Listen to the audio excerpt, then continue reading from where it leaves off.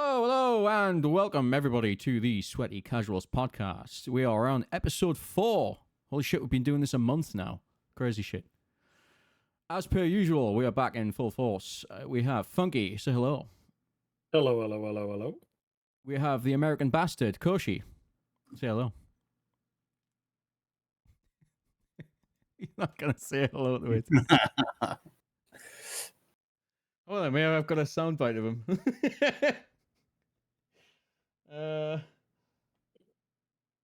Nice. There we go. We'll just that's his Nice. intro. Nice. And we have Zion, who is once again not sick. Say hello. Hello. No. Cool.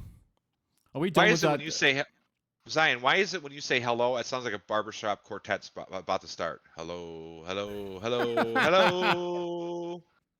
That's because there's 4 of me. And he lives It just keeps somewhat switching near them out. When one gets tired, another one sits in the chair while that one goes to nap. It's that Yeah. Welsh influence. He gets a bit more songy. Yeah, there's 4 of them, but they all get a migraine at the same fucking time. When one gets a migraine, he drowns in a casket while the other one takes over. No. Yeah. One of them has a migraine and he decides that if he's going to suffer, the other 3 will, so he just goes and bashes them over the head. I mean, that's only polite. Sharing is caring. Exactly. Make them suffer. Let's jump into what we've been playing this week. I'm sure it's been sort of Really, nobody got that spectacularly, reference. No, nobody cared. Funky. Motherfucker. We'll start with Funky. What have you been up to this week? What have you been playing? What have you been watching? Watching one episode of The Peripheral and has been kind of So I'll try episode 2 tonight and see if I change my mind. It's not bad, but I don't think it's for me. It's also not like you must see. It's a bad It's time on to say Amazon. that. It's just a bad time to say that we're sponsored by Peripheral. We're sponsored by Amazon. Yeah. Right. Well, then we should be doing this on Twitch. But anyway, I last night the power went out, so I had the chance to listen Stare to at the wall? listen to a really interesting podcast about important things such as the top 10 sexiest gremlins, which is a question we've all been wondering. So, and it was short, so it was only an hour. Mostly just an hour of the yeah. sexiest gremlins. Yeah, the top 10 sexiest gremlins. Oh, my bad. Yeah, and not the sexiest, not the ones you want to fuck. There's a difference. What? Is there? Yeah. How is there a difference? That's just because someone is sexy doesn't mean you want to fuck him. Why? That's generally what that is. If you find someone sexually attractive, you want to fuck them. No, but there's a difference between finding somebody sexually Do you want to fuck attractive. gremlins, Funky? Is that what you're trying to just tell us right now? Is that like this? No. I'm just. Oh, he's sharing the backpedaling real interesting fast there. I mean, I'm up for it if you are. No. Yeah. Are you gonna spit roast a gremlin? I'm not a scaly. Let's be honest. Would be hard. They're pretty light, but I'm not getting the teeth. And all right. Yeah. I just that's not a mental image I needed. Yeah. It's a problem because you can't get them wet, so What the fuck? Well, I'm gonna get them wet, but exactly that's the problem. So it doesn't really. I don't then know. all that means is there's more spit roasting in the future. What a way to start. Yeah. So there's that, and then I played some more God of War for the most part. How far are you through that? I think I'm about to visit Jotunheim. Nice. Enjoying it? Enjoying it so far? Yes and no. I think it's let's Such get a funky the response. no. Let's get the. It's a great game, Okay. and I won't go that far. definitely worthy of most of its praises. I feel it does one thing that I don't like. Well, it did. It's over now. But that's in any game where you know what's gonna happen, but the drama needs to happen, and you're just because it's a video game and not a movie or anything like that. It takes like an hour and a half, 2 hours for them to get to the point where they're friends again. Let's put it that way without giving too much spoilers. And you just like, okay, yeah, whatever. You're going through the motion, and I really like the action. But coming from somebody that played the old games, I feel like this one is Shit. no. I like the combat. I just wish there was more of it because it's like 50% puzzles, 50% Alright, yeah. action, and while the puzzles are fun, That's being generous. I'm going to be honest. I'm kind of like, I want some more. I want some more action. No, it's walking around having dialogue, which it's a narrative game, so I'm not gonna knock it for that. That's yeah, doing yeah. what it's supposed to do. I just feel like I want a bit more. I want to. It's God of War, not God of Puzzles. You know. Yeah, you want a Yeah, bit see- more And hack while and the old slash. games had puzzles, and but this is partially my fault. It took me until hour 20 until I finally got the spinny blades, and I wasn't a fan of the axe, so I feel like that could be an improvement, and it might be an improvement in the next game. I haven't really looked into it, where you get all your weapons a bit earlier, because I didn't mind the X, but I wasn't a fan of it. I always used in the old games as well the spinny blades, so having to wait 20 hours until I can finally get those was not great. But Yeah. I really am enjoying my time. So I'm nitpicking more than I am actually counting those as proper negatives.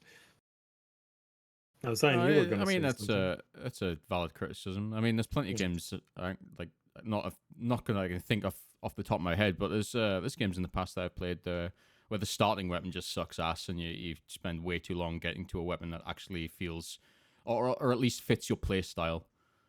Yeah. Yeah. And it's mostly because I did a lot of side quest stuff. Yeah.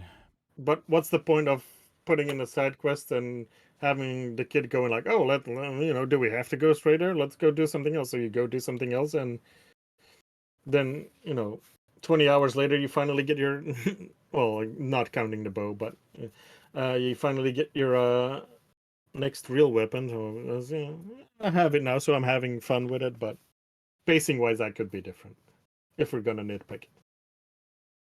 Yeah.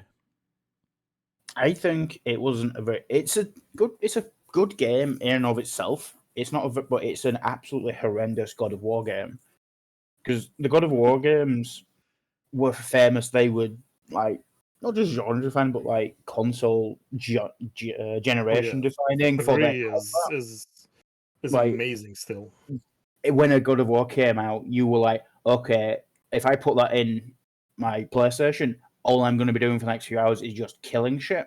Whereas you Yeah. put this one, you turn this one on, and it's just like, all right, off you go. Time to walk and cut down a tree. Okay, you've cut down the tree. Time to walk back. Now, time to talk for a while. Do this puzzle. Talk to this guy. Okay, now you get to fight this one guy for, I don't know, a minute. Okay, go walk across the forest. It's very. It feels like this is a story driven. Yeah, well, they've Not switched quite focus. walking. Yeah, they've completely switched, and it's not been a small switch where they've gone, okay, it's still 75% combat, but we're focusing a bit more on the story and the puzzles. And then, like, Ragnarok would be about 50-50. So that you switch, it's just gone from, okay, it's about 90% combat in the old games to 90% puzzles and walking in this one. And it's just so jarring. And I was like, I don't like this. Yeah, The game itself is fine. I just, because I went in expecting Expecting a hack and Yeah, so slash. much. same. I Yeah. expect, hack and slash, and it's not. And I was like, and the combat It- is kind of lax. It's not just the weapons. Like, I enjoyed the weapons when I first got them, axe, swords, bow, but it was more of a novelty thing of, oh, this is fun. Okay, I'm bored of this now. I And think. you're never fighting like 5 enemies at once, and it still gets boring. See, I think the combat is fun. It's the enemies that aren't as fun because they're either I'm still enjoying it, but they're either just you kill them on the go, or they're super armored up and you gotta wheel them. And there's ways to do it with your blocking and everything like that. But and there's ways to do it, and then I feel like it doesn't quite hit it. But for me, mostly it's like you said. I don't mind the narrative part because I knew that coming, and like they're gonna focus more on the story and everything like that. So From what I I don't gather, mind it. from what I gather from listening to people who've played both games, these little nitpicks that you've got about the first game and the combat and things, apparently they're solved in Ragnarok or whatever it was. Yeah, Hold on there. All right. that's good. Hold Some on. opinion. Let's back Hold on, that. let's get that. Let's back that up there a bit, because that is completely untrue. Okay. Which part? Everything that Gannon just said. Oh, okay. That okay. entire phrase. Okay. Now this. I haven't played either of the games, so I'm just going off what people what I've heard other people say. let me put you all straight. All right. This is coming Wow, from somebody who played God of War 1 5 months over. and Doesn't matter. hesitantly played God of War 2 on the PlayStation. Mm-hmm. 2, I believe it was. I'm going to say Mm-hmm. this because I know I'm going to get a lot of hate for this, and that's cool. Everyone's got their opinions, all right? And this is my opinion, which happens to be right. The stories, fucking excellent. The writing, fucking excellent. The character, the voice acting, the characters, excellent. We're Top talking about notch. 1 and 2, right? We're talking about just God of War in general. Okay. All of it top tier, all right, except for Ragnarok. We'll get to that. My Alright. problem with the game was exactly the combat, where it was literally a button masher disguised as a fighting game, and by that I mean combos, disguised as a button masher again. It was the first game and the second game, even though the stories were excellent, and I said everything else, voice acting, all that shit, perfect. The actual gameplay is so repetitive. I wanted to literally hang myself just to get away from my PlayStation. Jesus Christ. Because it would have been No. easier than pulling the disc out. See, Now, hold on. Somehow I doubt that, but okay. You don't know. You didn't see my setup. You All right. Now, had to get when past God the of War landmines and the 2018 rocket came launcher.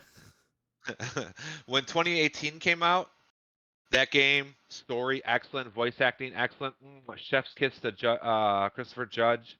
Yeah. The graphics, the sound, all of it top tier. But then I sit there as I'm watching it and I'm like, wait, I remember that enemy. I fought 50 of him just 10 minutes ago. Oh, but wait, now this one's colored red. Oh, wait, this enemy over here, I fought 10 of him about a half hour ago, but this one's green with glowing eyes, whereas the ones that I fought were exactly the same, but they are blue with not glowing eyes. Oh, look, there's that troll that I fought 5 times already. Let's go fight him again. This time, he's got 2 ads with him, and those ads are the same fucking enemies I fought throughout the entire game, just recolored. Oh, what a big fucking surprise. What killed me about this game is what I'm getting to, is that they went top tier on the production, on the voice acting, on the graphics, on the sound, on the everything. But they couldn't make the enemy variety just a little better.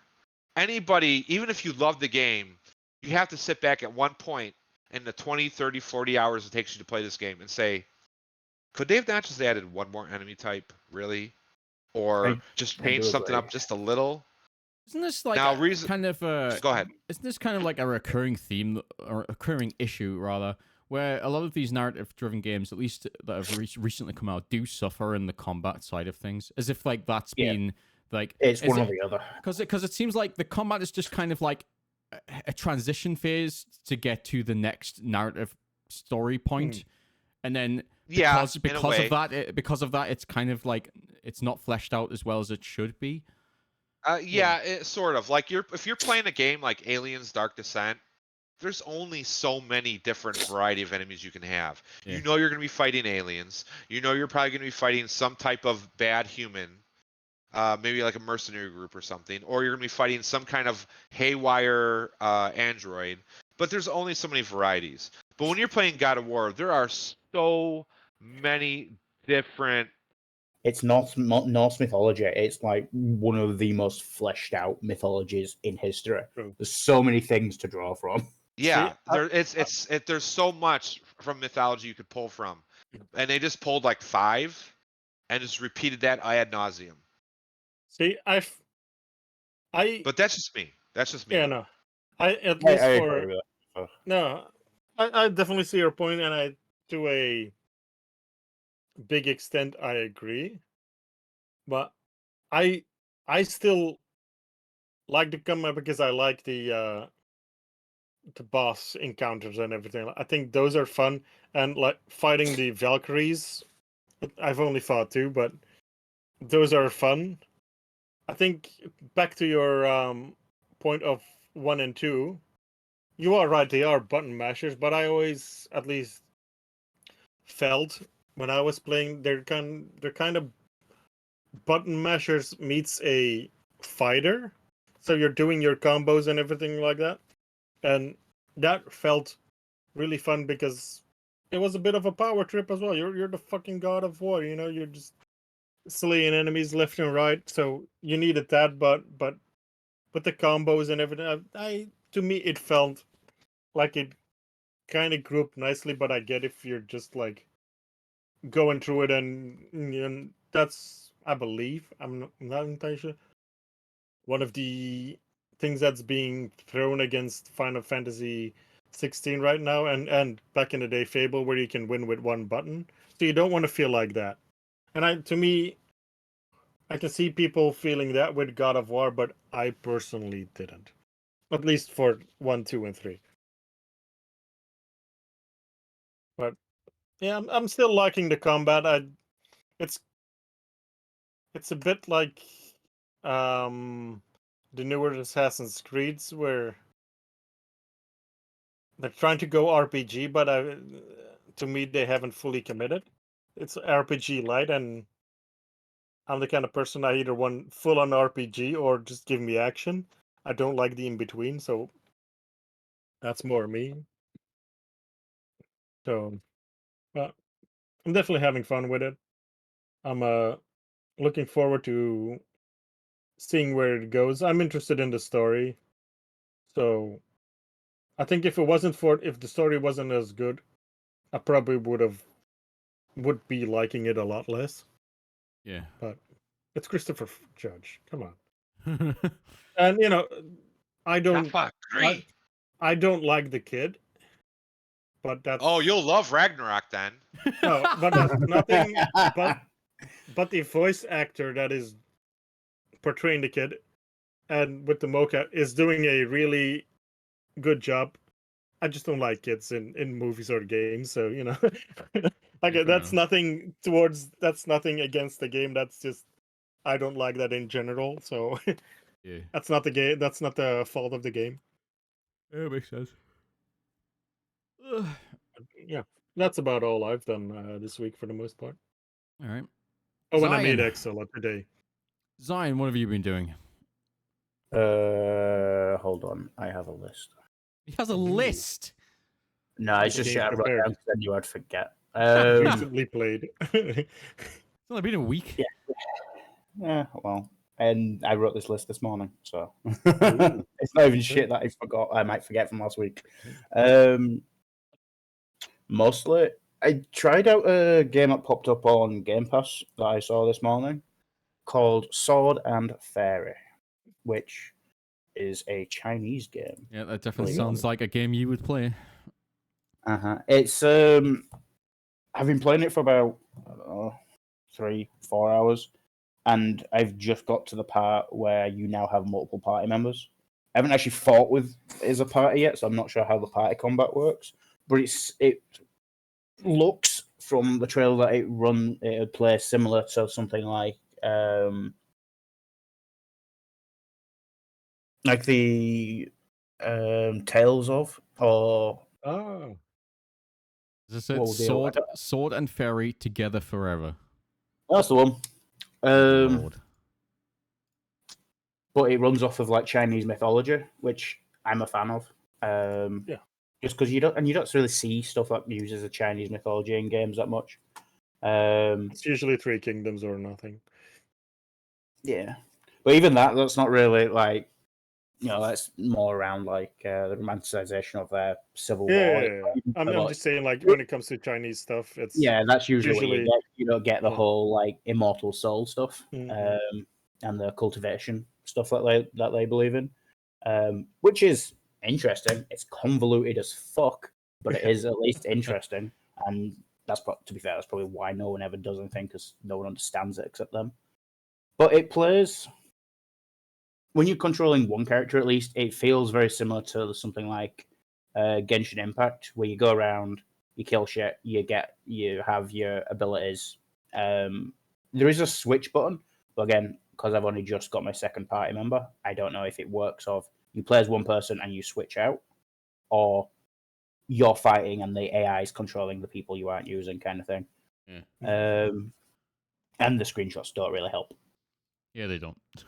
But the story thus far is you play as part of a member of a dying temple, because you've not got any disciples or anything, and you need more. And then suddenly, a literal god, falls down, and you save him, so he joins your temple. Okay. And then there is As you do. come across, because in Chinese mythology, God is just another state of your soul. It's not like, oh, there is gods, there are angels, there are humans and demons. These all do exist, but they're all variations of level of soul. And it's literally good and evil, but they're still, God and devils are still the same power level. It's just one's evil, one's good. That's pretty much it. Yeah. And telling them apart is almost impossible for humans. But yeah, the god, you play as the god in the tutorial, and he gets injured, falls to earth, and then the main character finds him, brings him back to temple, looks after him to health. So he helps them to try and help. Hey, you saved my life. I will try and help you rebuild your temple. But for all intents and purposes, they're just powerful humans.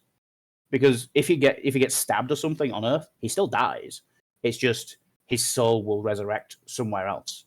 He'll reincarnate, as it were. Whereas if you general pleb die, your soul just fucks off. That's kind of how their cultivation works. It's sort of manual control of your reincarnation kind of deal. But it seems interesting for now. But again, I'm a few hours in.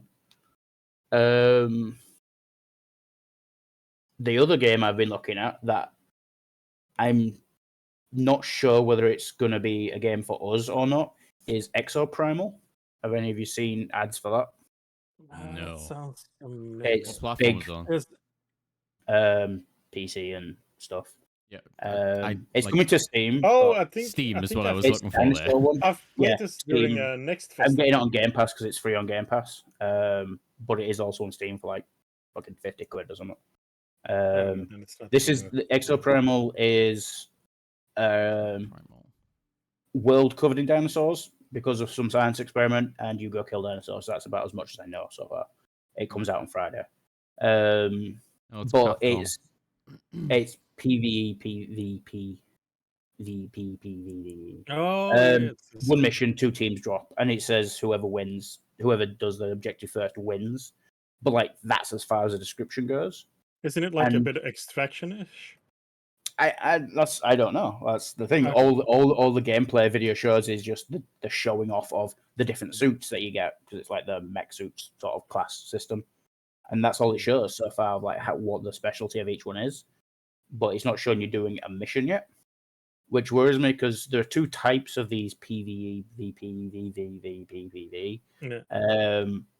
One of them is really shit, like that Robin Hood heist game, whereas it's one objective and one team can win, the other team gets fucked. And you directly fuck with each other by either getting the guards to attack the other team or just straight up just attacking each other. All those games where it's like the old term would be competitive co-op, I guess, where you do work together, but it keeps a score of everything you do, and then at the end, whoever has a high score wins. Bonus candy, whatever.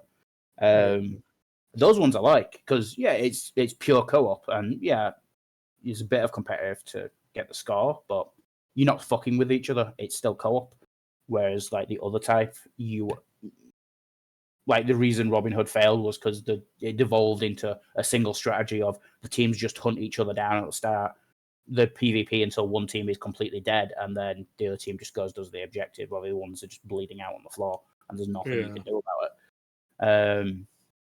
Which kind of killed it. So I'm gonna play it when it comes out on Friday and see. I'm surprised none of you have seen it because I've been getting ads for it fucking everywhere. I've seen a video on it.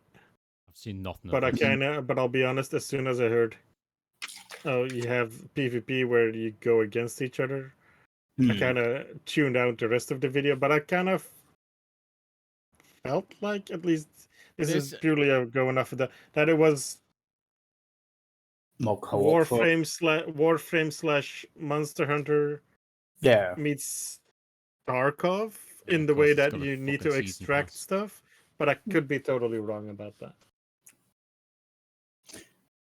This is not a game that I would normally play, but obviously if it's all four of us just fucking about in it, I'll probably it'll be a giggle. It'll be a giggle at least. But the theme does not interest me in the slightest. This is like you're not a big dinosaur hunter.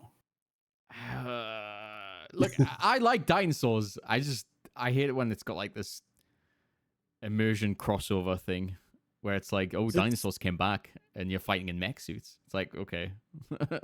Like I get the goofy appeal of it. It's just like there's a bit of dissonance there. Yeah. Like I like a bit of, I think not too grounded, but a little bit more, because this is like EDF levels of silly when you think about it. Yeah, exactly. And I was watching it. I was thinking, this is like EDF. I know exactly why Zion wants to fucking play this. Is it still? Because I'm looking at the Steam page, and it says nothing about PvP. At least scrolling through it real quick. But it doesn't have the things. It's story exosuits.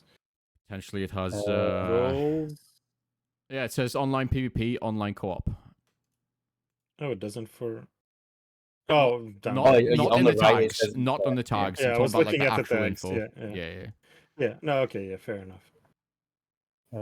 Maybe it's got like two separate modes where one is against the other team and one of them's just yourselves. Who knows? Yeah, because it does say it's the Game Pass one. I can't click on the side because it'll try and start it. Because it's a stupid fucking game. Experiment. That is listed as PvE VP, but the way it's worded of Dino Survival Bowl, main game mode, sees 2 teams of 5 compete in a variety of PvE and PvP missions.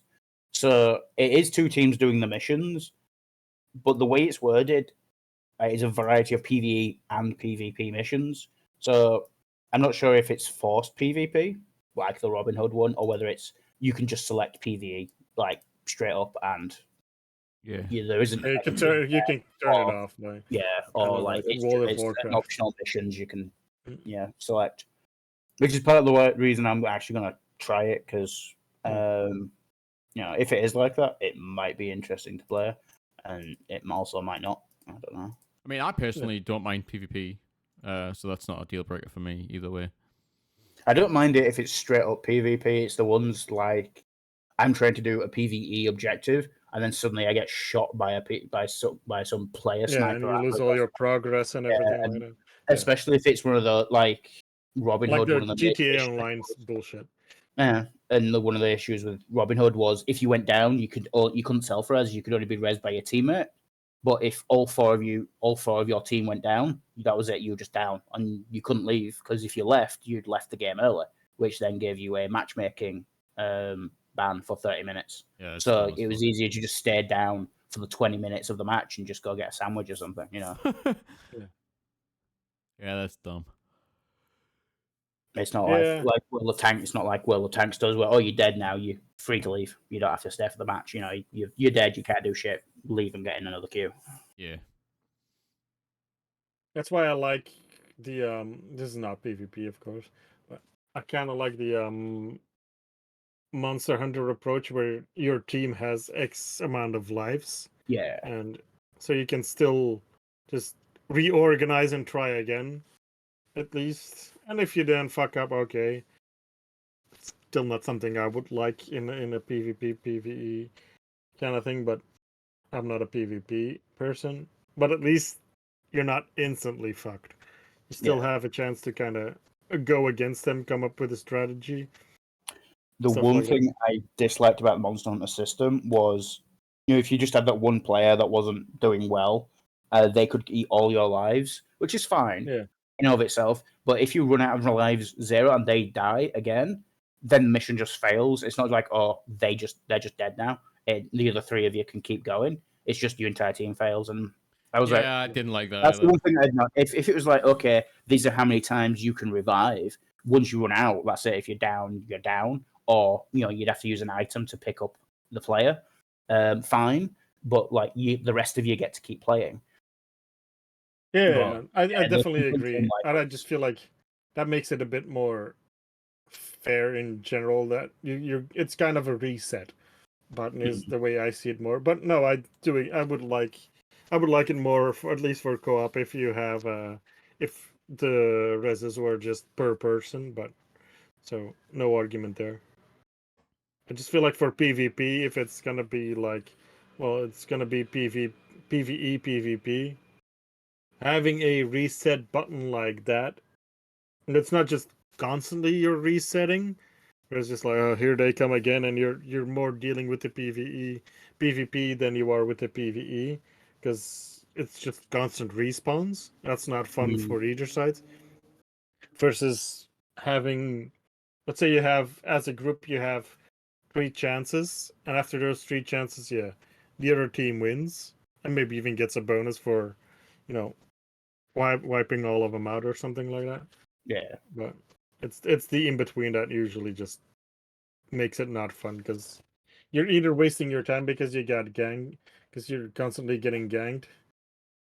And for me, who's somebody who doesn't like PvP, I'm not gonna have fun with the PvP part of it either. So to me, it's like a lose-lose.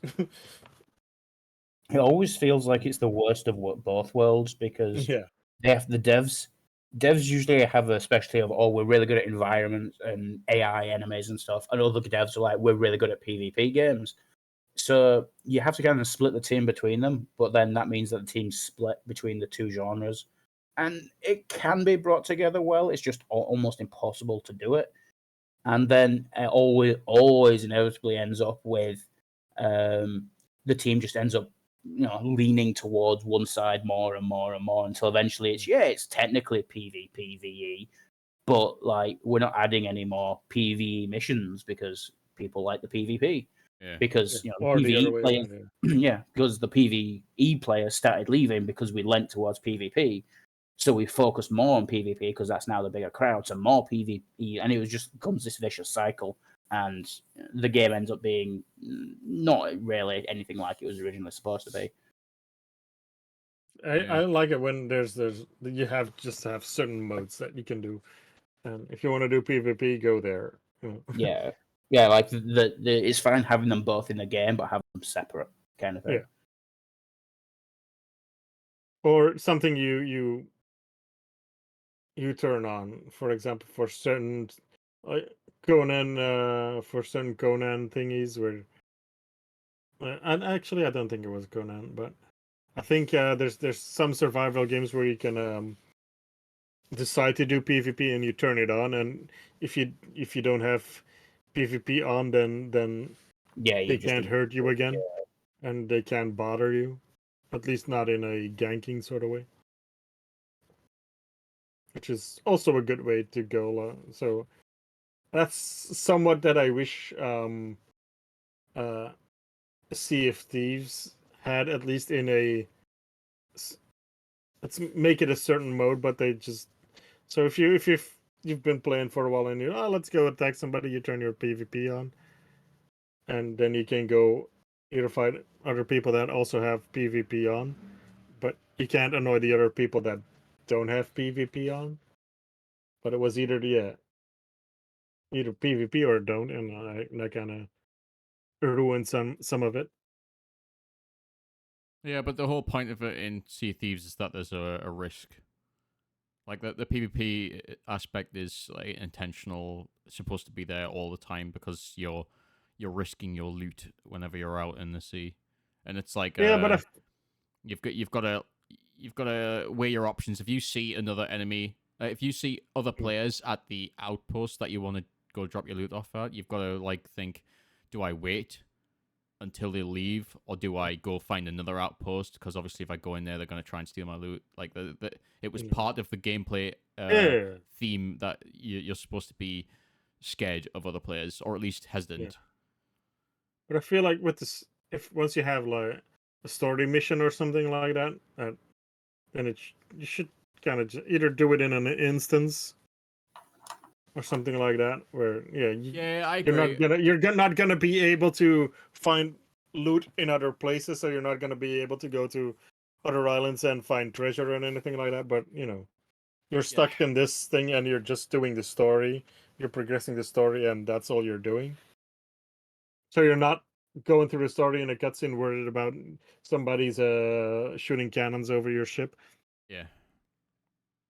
which I get for the base thing. Like you said, it's part of being a pirate. So Yeah, it would nothing have been. against it, but I agree. It would have been cool if when you went to pick up those tall tales, I think they were called, yeah, it basically put you into like a new map PvP, that is yeah, specifically designed for to do that that quest.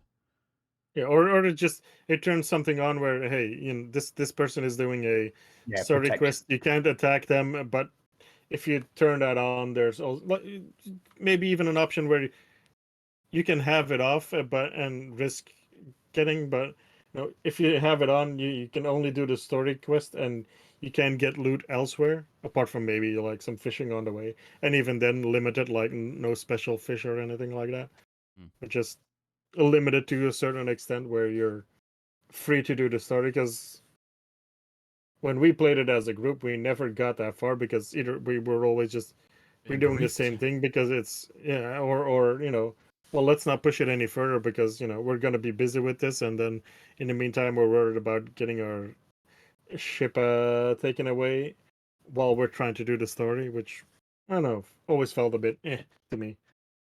Yeah, it annoyed me when we were getting griefed by people who were clearly just there to be dickheads and not actually steal Yeah, loot because we had no loot. It was like, yeah, yeah, we're doing the tall tale, just like we have nothing, and they're yeah, just like, yeah, we don't care, we're just here to fucking ruin your day.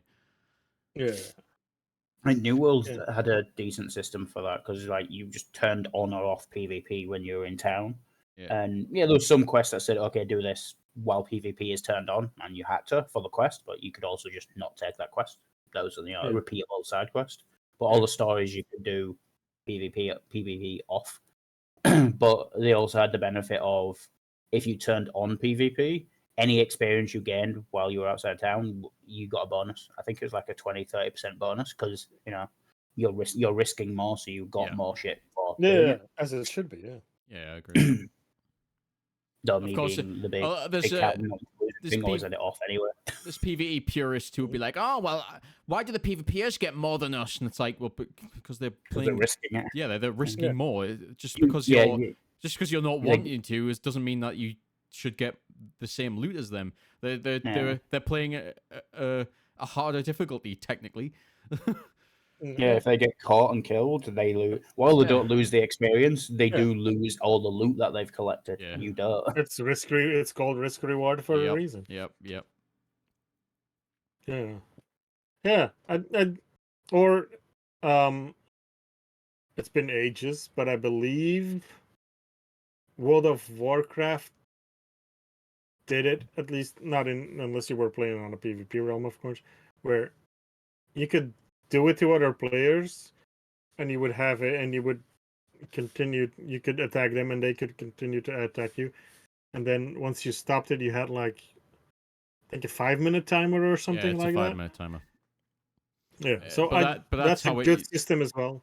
That's how it worked when they still had PvE and PvP servers. They changed it a few years ago when they introduced War Mode, which basically all the realms are all PvE, and you've got a toggle now that when you're inside your capital, you can turn on War Mode, which puts you in PvP, and when you go outside your capital, you're in a phased world with other people. So who New have it World. on. So anybody when you've got War Mode on, you only encounter other people who also have it on. So you're only fighting people who are actually have an interest in PvP. Yeah. But a lot of people didn't use it, obviously, because a lot of people in World of Warcraft are just knobheads who just want to gank lobbies who can't fight them. They're just pussies who can't actually PvP, so they pick on people who can't. So it didn't have like a lot of traction. It was like kind of interesting when they first brought it out, but I don't really think anybody does it outside of the experience buff that it gives you these days. Yeah. Yeah, no, that definitely seems. I mean, that was always a thing anyway, but it's definitely not perfect. I guess. I think PvP is fun, but it should be limited to. Let's go back when I think level 70 or maybe 80 is the highest I've ever gotten because I stopped playing after that. But if I'm level 80, I should be within 10 levels of that. So 70, which I would already be kind of OP, but if they have friends and everything like that, they can kind of maybe do something and kick my ass. Used to be able to do that. But I shouldn't be able to go down to wherever a starting area is and gank level 1s unless they're gold sellers. Then I should be able to. Imagine that you're a gold seller. They implement a new system where if you're detected as flagged as a gold seller, it puts a mini map marker on everybody's map for all the PvPers to come gank you. Permanent PvP mode enabled. I think didn't Call of Duty just come out with a interesting anti-cheat system, but actually specifically to hackers, where it shows a fake one. Yeah. And they just keep shooting your hologram that is slightly to the left of you or slightly to the right. It's just an interesting way to do it. Basically, they've put in invisible enemies that kind of react and walk around and shoot as if they're real players, but because nobody can see them and they're not actually shooting, the only people who can see them is people who have the hacks on by using like wall hacks. So they're outlined and they look like real players. So if you're shooting at someone who's not actually there, you're obviously hacking because nobody else can see them. You're not supposed to be able to see them, but they act like as if you can. So the hack basically detects these fake players as being actual players, so only they can shoot at them. So it's like obviously that's actually kind of genius. I'm gonna be that is a really smart. Yeah, one. when someone told me about it, like actually explain it, I was like, that's actually really fucking smart how they've done that. That's going back to like the 2000s anti-piracy stuff in the games. I don't think it'll last. I think of like the hacks will figure out the way to get around it. But that is really funny the way they've done that, because that'll catch a lot of people out to begin with.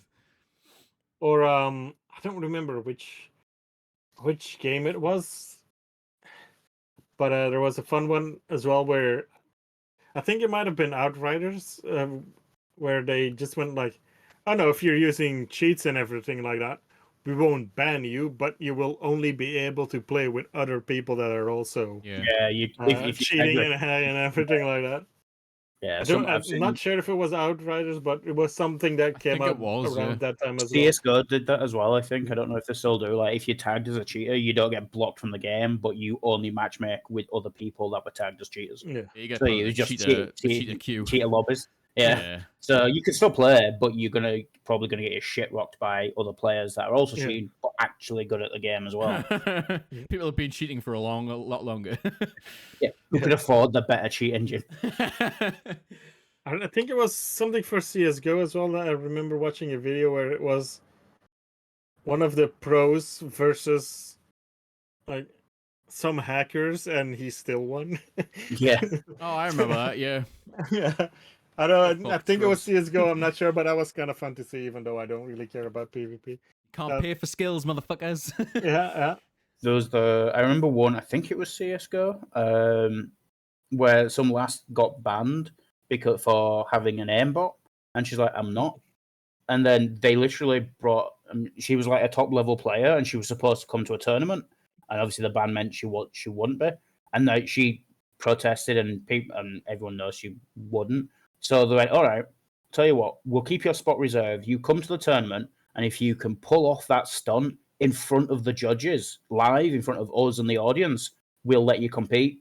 And they went, okay. And she went, okay, turned up and did it. Because she just did like 360s and just headshot people with like, like 2 or 3 frames of time to aim. And she just headshotted people instantly. And they were like, oh, she's actually just that fucking good. All right, yeah, you can compete. And but like because Never she did mind, it at the she's start of the cracked. tournament, yeah. And then the best bit was because whenever she went into her first match against other people, the other team were genuinely looking a bit nervous because they'd just seen how good she was. Because the teams usually, yeah, you might come across this person in a matchmake, but you're not going to know which person is great at what. But then everybody's just seen her do this trick in front of like thousands of people, like completely unfazed, and did it like every single time without fail. It's like, we're gonna die, we're gonna die. Like, should we just surrender? I think there was something like that for one of the fighting games. I'm thinking either Street Fighter or Smash, but where they also got banned for cheating and are just like, no, I'm not. Yeah, And it just had videos of like, oh yeah, it wasn't like official, but just somebody like, okay, also let's put this to the test. We live in the same state, so let's meet up then. You come to my home, and we'll play a game together, and I'll be sure. Then I'll be sure there's nothing on it, and I think we'll stream it or record it, either or. And they just like kicked his ass as well, and I was like, yeah, okay, no, fair enough. I'll support by saying that you aren't cheating, and I think that also got reversed that way, which is always fun to see, because it is sometimes I think Overwatch had a big, at least the original one had a big problem early on, where it's just like, there is only yeah, one Overwatch. What are you talking about? It's yeah, always been true. Overwatch 2. Yeah, and it's like, no, people are getting banned just because they were too good. It's like, I'm not cheating. I'm just really good at the Just game. really good at the game. Fuck off. Anyway, It's not my fault. moving on. Koshi, you've been quiet for a while. What have you been doing this week? Other than working. Sorry, what? What have you been up to? I was asleep. What? Of course you were. What have you been doing this week? Sleeping.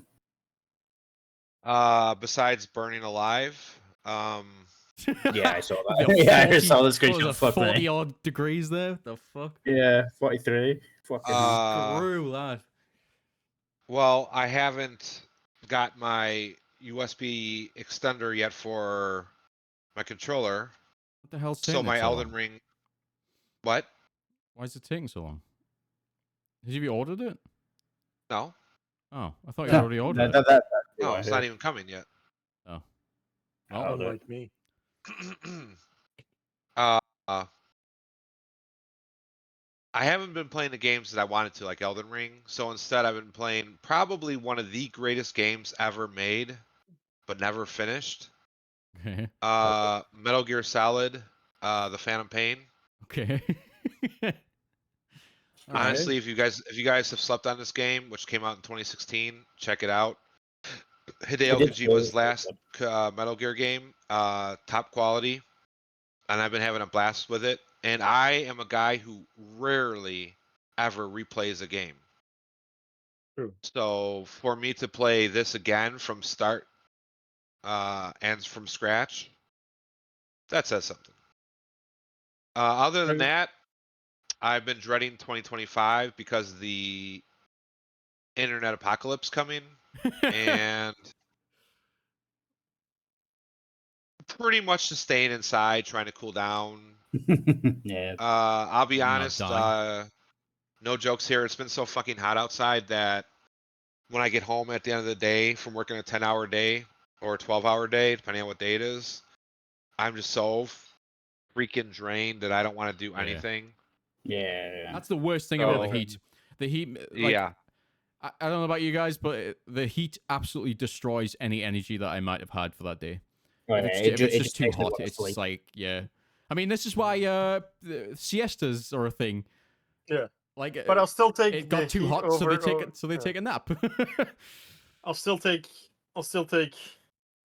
35 in heat, where I'll just be like, oh fuck it, I'll just lay in bed all day and watch something and just melt away, versus 30 but humid, where you just feel like you're walking through sweat and everything like that. And Yeah.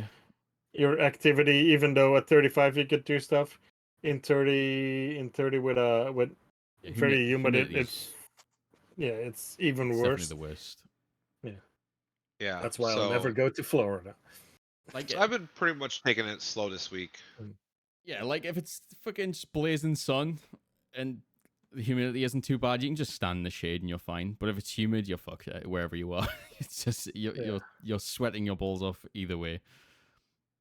I hate it. Koshi, are you playing that on Steam, right? Yeah. Well, Yeah. Yeah. with or without controller?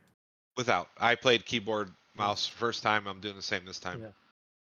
Okay, because I felt like it was. I tried it with uh keyboard and mouse, having played it on PlayStation 4 first. But it's really, I feel like the controls are not all of them. Some of them are really great, but like trying to stick to the walls and everything like that, just maybe it hasn't clicked in my brain yet the last time I tried it, but it felt like it was really, really meant for the controller. It was. And there are games where, like if I'm playing an Assassin's Creed game, I have to play controller. This is a game where I should have played controller, but there are some games that are meant for controller that I can play mouse and keyboard that work pretty well. And I feel like this is one of them. Another one I would say would be the Division 2 or 1, which was meant for controller, but you can easily play that with mouse keyboard. In fact, I prefer mouse keyboard for that. This is kind of the same, but it does take a little getting used to. The hand-to-hand combat is a little tricky with mouse and keyboard versus controller. But if you can get that down, then you really shouldn't have any problems other than maybe the minor occurrence here and there, like trying to stick to a wall. But they actually did a pretty smart job with the mouse keyboard controls, where they do things that you don't really think about. Like I'll give you an example. I'm hiding against the wall. I'm facing to the left, and I want to move right. I want to turn my guy to face to the right. So instead of just moving, if I move to the right, he moves off the wall. Boom, instant spotted. If I move to the left and then try to turn to the right to get to the edge of the wall, I move away from the wall. It gets really hard to stick yourself back to the wall. But then I started realizing that they actually put shortcuts in the game for mouse keyboard players. Like if I just push up or forwards, I'll immediately change to the right side while still being glued to the wall. And there's little things like that in there that once you figure them out, it makes the mouse keyboard transition much, much easier. But the game doesn't tell you that. You have to kind of figure it out for yourself. Yeah, no, fair enough. As I really, really like the game, and Yeah. all of the Metal Gears apart from Survive, but we don't talk about that one. I'm also playing with mods this time around. The first time I played it, I played vanilla. I got all S rankings on all missions because I'm a goddamn genius. And your own soundtracks as well.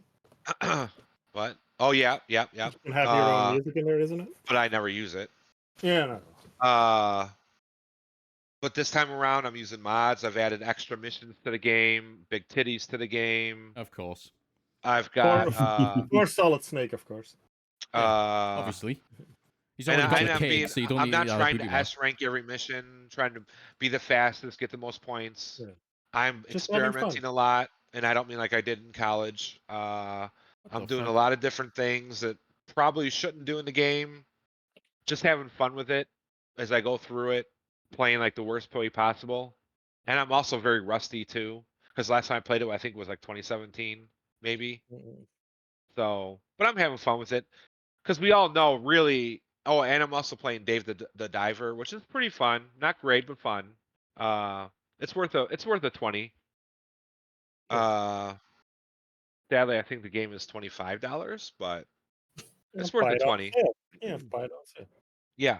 But really at this point, I'm just kind of waiting for the big tentpole releases, and I think we all know that we can't have a podcast without me mentioning Starfield. Oh So Christ!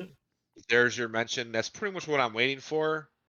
And I do plan to go back to the games that I've been playing, like Elden Ring, also Judgment for the Steam. But that's kind of on hold, and I feel like by the time I get back to that, we'll be like only a couple weeks out from Starfield. And then after Starfield, I've already got City Skylines ready to go. So I feel Yeah. like I'm just not gonna be able to get caught up with the games I wanted to get caught up. Especially when I get home after work and I just want to sit here and veg in the chair and drool on myself because I have no energy Yeah. from the heat outside. And all I want to do is drink water till I feel bloated. Well, hydration is important. It is. So Yeah. other than that, that's pretty much what's been going on this week. I haven't watched any movies. I haven't really done anything. I've been a little bitch. And yeah, I actually kind of stayed off the internet mostly. That's always smart.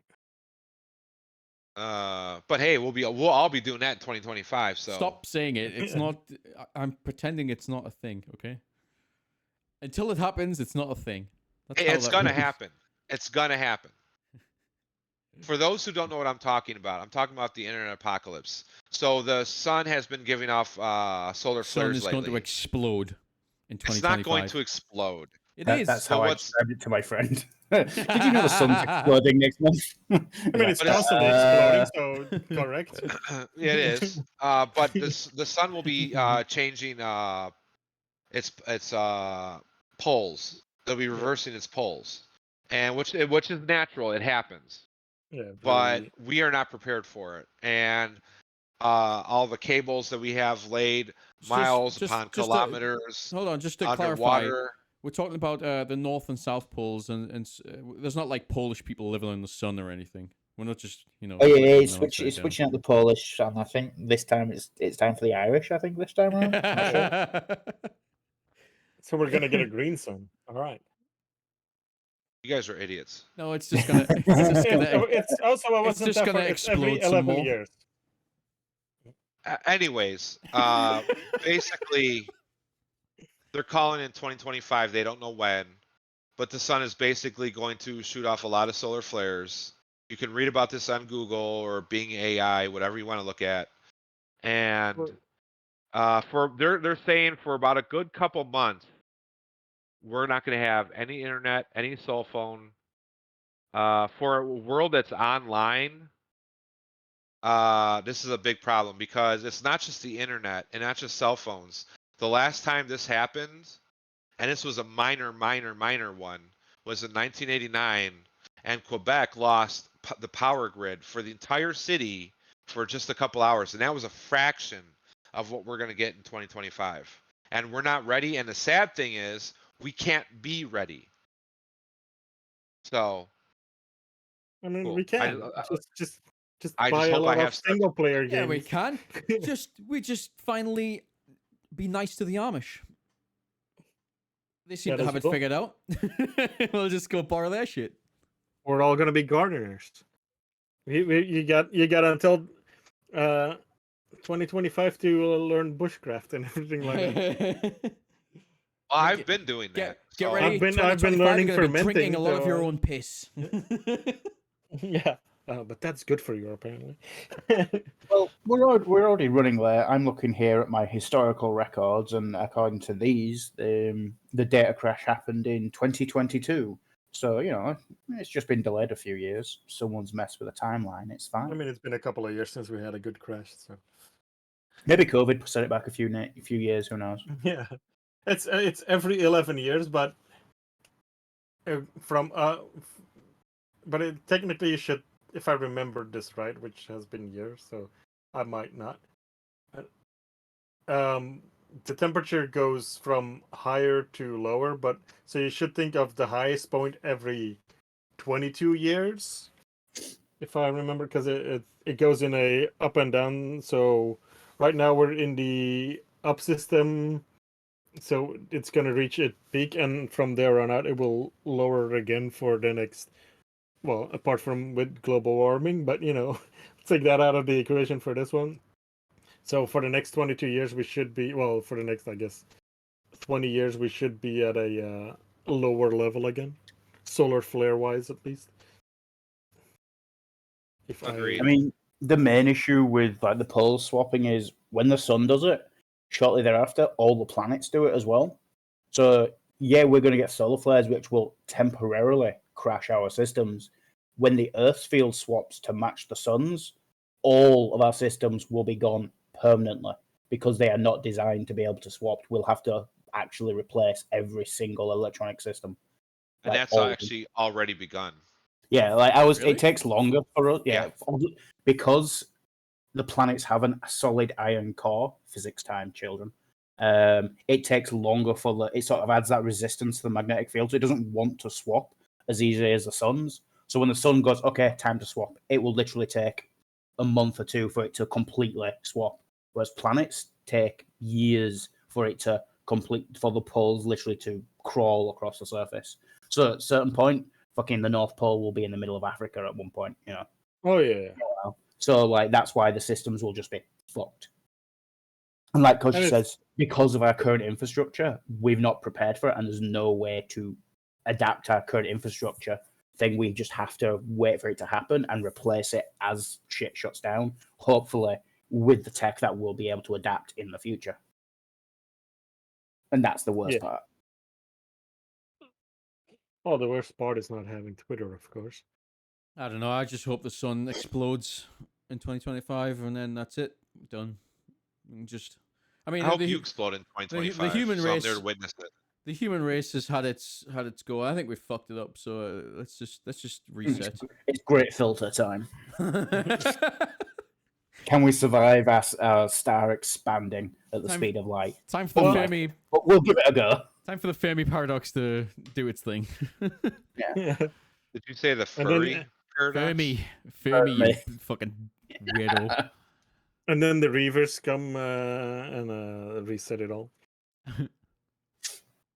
All I know is I'm still waiting for the gremlin spit roast. Oh, for fuck's sake. I mean, bad news for that one, Koshi, because this is just only the headline from Mudahar, but apparently the largest fanfic site on the internet has been shut down. What? And, Where? And that's no. all I can say about it, because here, 22 Hold on. hours ago, the Let me biggest check. fan fiction site just got taken down. I'm only going off the headline, so just look up Some Ordinary Gamers, and that's. But I don't know any more about it. But the spit roast might have been in there. Well, none of mine have gone down. Yeah. I wouldn't even know where to look to begin with. Oh, I got links if you're interested. Why would yours go down, Koshi? The ones you've written that are saved on your hard drive? They're always accessible for you. Yeah, until the solar flare, of course. Oh no, I want the ones that I didn't write. Do we know much about Dragon's Dogma 2? No. A bit. Not really. Is there anything specific? I'm just wondering, because I know literally nothing other than it's in development. It's the thing. Yeah. That's all. Well, I know. it's basically going to contain a lot of the same mechanics as the first game. Except the pawns, right? But it's going to have pawns. It's going to have, but I don't know how they're going to access. You're going to access the pawns. but it is going to have a pawn system. You're going to have your main character. You're going to have a secondary character that you create, which is your pawn. And then you can lend that pawn out to other players, and you can recruit up to 2 other pawns from other players. I need to know. I need to know. I need to know. You'll probably not know, but I need to know. Can we still pick our pawn up and throw them? Probably. Probably. Because that was hilarious. the reason why I say that is because watching all the footage that has been released thus far, it looks like almost maybe to its fault, a lot like Dragon's Dogma 1 with just a high fidelity upgrade. All I want is that's that. what I'm. That's what I. It's that it just. I want the first game just modernized. And I don't mean like, oh, it needs to change all the things. I just mean I'm fine with them keeping the mechanics, just make them easier. Like, just make it more less clunky, because that's what the issue I have with the first game is that it just feels old. It doesn't like. You can definitely improve it and make it flow a little bit better and work in a more modern sense with the tech we now have. I feel what we've seen so far is pretty much showing that it is, like Yoshi said, like Dragon's Dogma. We haven't seen anything that isn't well, apart from the graphics, of course, is an improvement or something they changed for better or for worse. Hopefully better. That sets it apart from 1. So yeah, it looks and feels but looks and feels like Dragon's Dogma when you're looking at the trailers, but there's not much to go off to really get a feel for the game so far. I'm hyped for it though. I'm hyped because I like the idea and the theme and like the story seems pretty amazing. Cool. And the combat was, from what I played of it, was decent. It's just it felt clunky and out like a bit outdated. And I'm hoping that this new one just feels better to play. Yeah, I mean, I played it when it first came out, so back then just I didn't. being able to climb on monsters and everything like that was just fucking insane. And I'm still so fucking surprised that a lot more games haven't adopted that. Because sure, it wasn't a massive success. It might have even been a bit of a failure for them, at least. I think it still made its money, but not as much as they expected. But everybody that played that game is like, but the combat. Just being able to climb on things and attack certain parts, and everybody loves that part. And so I'm always surprised by a lot. The only one that comes to mind is Monster Hunter World. Well, I mean, just now Rise. I haven't played Rise. I've played a little bit, but I gotta go back to it. But I don't know, it didn't click for me fully. I'm just I waiting. think it's mainly coming off for Rise. It just feels like a step back because of the Switch restrictions. Yeah, like people say it basically plays like World, but I don't know. Just I get the feeling it probably doesn't. Kinda. It feels more like World than the older ones. Yeah, but that's about as far as I would go. Yeah, I'm waiting for whatever the next big PC release is going to be for that. I think they released something about it already, but I've just kind of ignored it for now. I know Koshi wasn't like super into it, but the rest of us were. Oh, no, and I play those single player anyway for the most part. So which game? The Monster Hunter franchise. Oh yeah, fuck that game. Well, I say that, but we'll probably end up playing it together. So. No, we did. On Game Pass. Huh? What did you say? Dumbass. What? I think with other big games. Sorry, I don't know what you're talking about. Anyway, question. Have you all played Valhalla? The Assassin's Creed one? Oh, the Assassin's Creed. Yeah, I haven't completed it, but I've played about halfway through the story or something.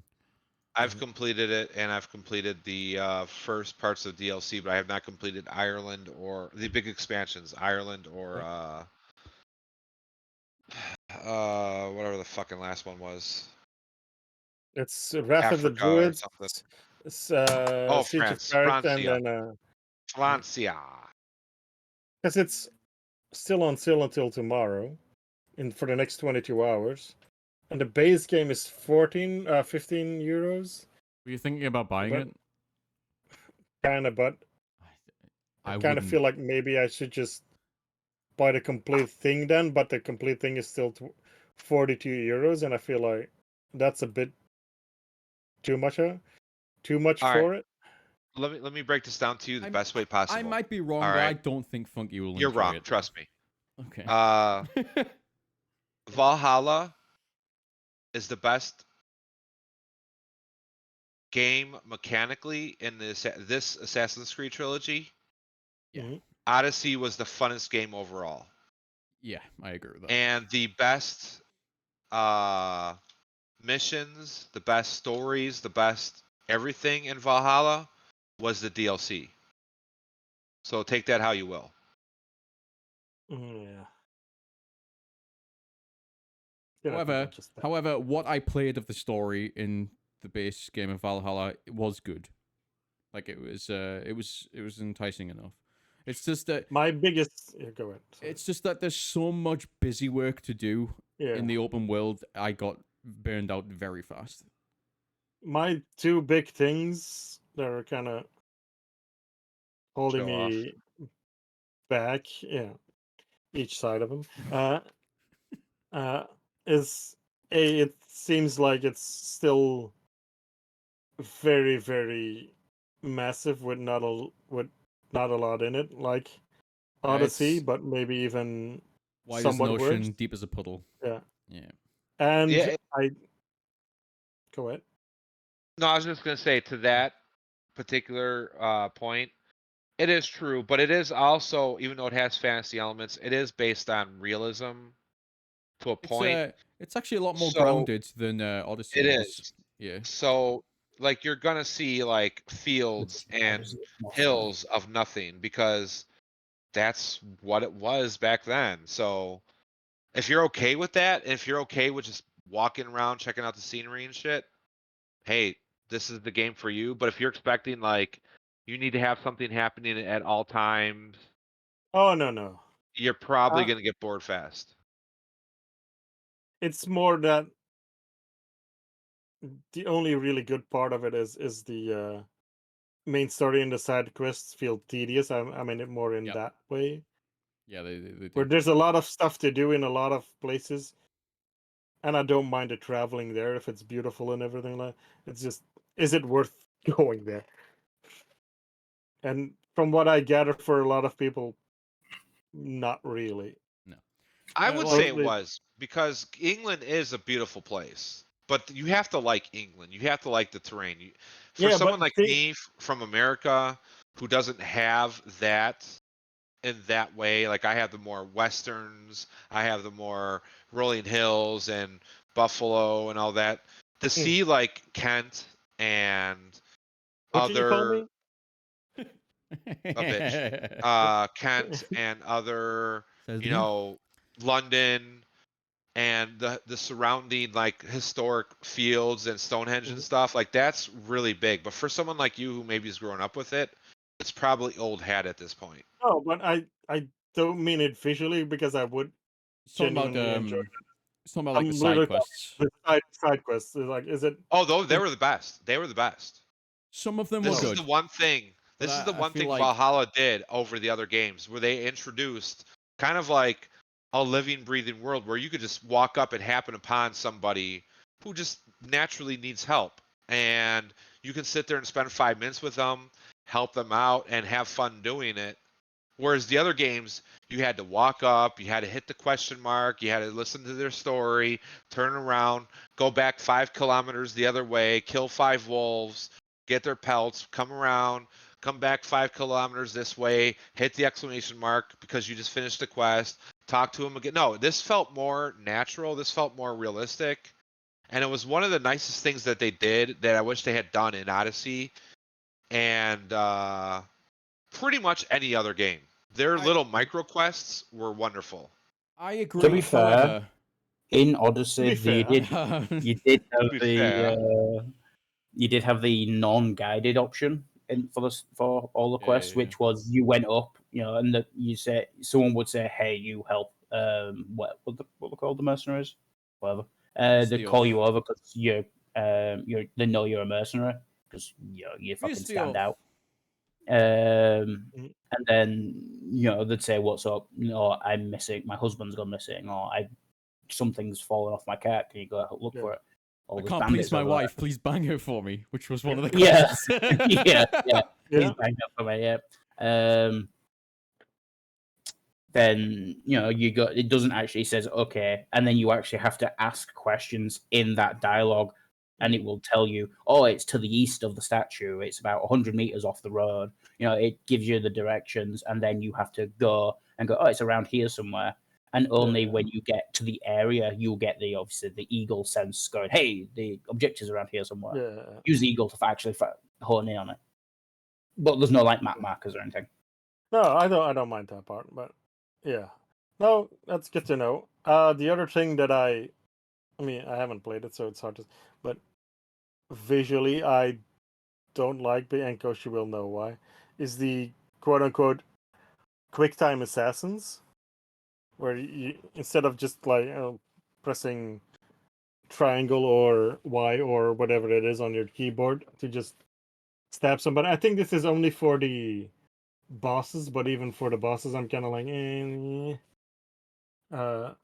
it's either just make me do massive amounts of damage and then start a fight, or just let me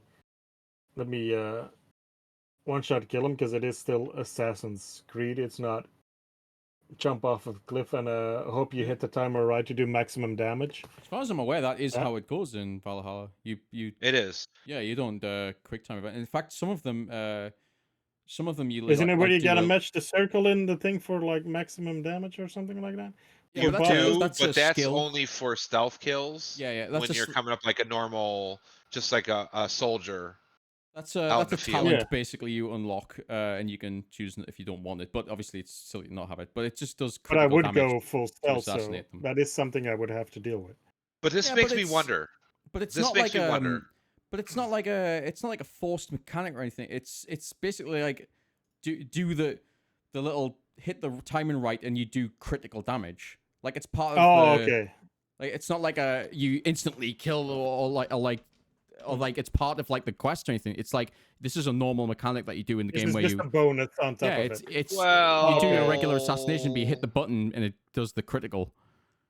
Well, it kind of is required because when you're going up against like high end, I know, but I'm not. No, soldiers. no, no. I know that, but what I mean is like it's not a quick time event in the sense that you go into a story area and it says you have to mash the Y button to do the like to Yeah, do yeah, the yeah, attack. yeah. This is like That's true. This is just like a regular like game mechanic that allows you to do bonus damage no matter who you're fighting.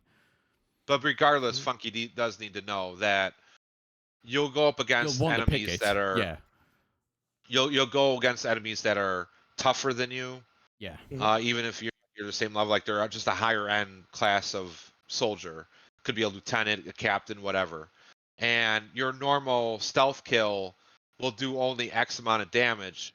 So you'll need that skill that can let you do critical damage, and to pull that off, to kill them in one hit for a stealth kill, you'll have to, do that little quick time event, which really isn't that bad. Once you get it down it's once, fine. you can pretty much do it blindfolded. No, But no, that no. It's that pretty does simple. bring me up to that does make me wonder, Funky, because you're so stealth affiliated like I am. Are you at all interested in the new Assassin's Creed coming out, where they're going back to the roots, Yes, which is 99% stealth? Yes. I won't instantly buy it because Ubisoft are. You know what I'm gonna do? You know what I'm gonna do? I'm gonna You're spend. gonna buy it for me. I'm gonna spend. I'm gonna spend 12 quid on Ubisoft Plus, which will give you access to it. and then just play it and cancel after a month. Oh my god, Yeah. that's How unbelievable. dare you? Plus, if I finish it Um, before the month, I can just play any other game on Ubisoft Plus. True. Wow. Yeah, I'm, because that's I'm, how I played Valhalla as well. I don't actually own Yeah. Valhalla. I used Plus for it. yeah. Yeah, I ended up buying it. I'm definitely interested because I feel like thematically and just how it worked, Assassin's Creed, the original one, still feels like the most stealth and assassiny to me. As much as I enjoyed 2, it felt a lot less assassiny, and it just felt like a really fun action game with stealth mechanics. I think 2 was still mostly Assassin's Creedy, but I think once it hit Brotherhood onwards, it started Yeah. veering away quite Well, rapidly. But I, think feel one compared to 2 is already like a But there's massive difference. I think but the point like of one them. isn't actually a game; it's literally just a Yeah. tech demo that they sold. Yeah. I think the point of that though was that they were trying to offer you a way to Different still routes. Yeah. like you it was still a very very stealthy game. The Ezio trilogy was still very much focused on stealth, but they wanted to give you the option that if you fucked up, you wouldn't be completely Yeah. boned. You would be able to like if there was like a couple of guards around, you could probably like duel them and fence them off and kill them, and then Yeah. go back into stealth. And then obviously as the very newer games, Origin onward, have been more RPG focused, so it's like it's entirely the triple. But even like, yeah. Like you're either a melee in your face, do whatever the fuck you want kind of guy, or you're the archer, or you're full stealth, or you can choose to be jack of all trades and do whatever the fuck. But I preferred it that way. So I do feel like Zion has a point. It's kind of Brotherhood onwards, where it's kind of just became more actiony, and I don't mind. I almost played every single one of them until Unity, and I even played Unity. I don't think I fixed it. The only one I really haven't bought is Syndicate, I think. So I'm a fan of that stuff. I heard Syndicate is pretty decent. By then I was just like, it's time for a change. Yeah.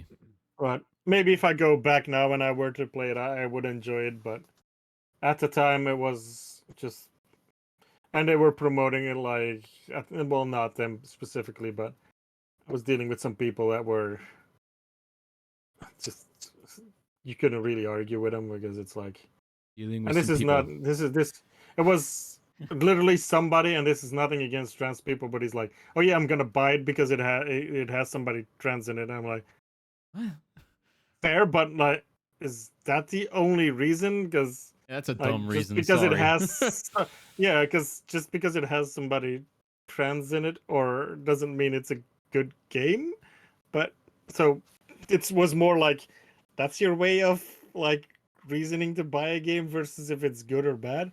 So that aside, but I just felt like the formula was gone by then. But mostly just it became a bit too formulaic as well, but too actiony, and I kind of still miss the stealth in it.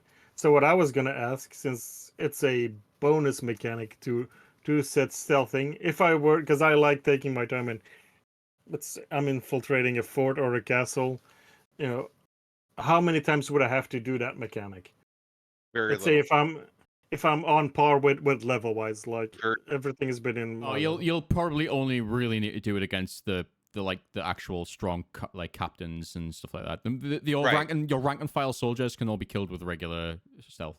Yeah, Oh, but he's okay. asking how often, and how often that would be. Even if you're going against a castle or an outpost, whatever, and you're near the level, not even at the level, but just near the level, you'll be fine. Yeah, because As long as you're putting a build for that. Yeah, as long as you're building towards that. Because The only your other time you'll ever talents. really need that stuff, the only time you'll ever really need that stuff is when you're going against like a story mission or something where you're going against an elite, and they come out once in a while. Yeah, a lot of the stealth related talents will buff you to the point where you won't need that critical Yeah. quick time looking thing, no, that's unless it's But hey- like the bosses. So It's a Chunky, trailer. if- Yeah, go ahead.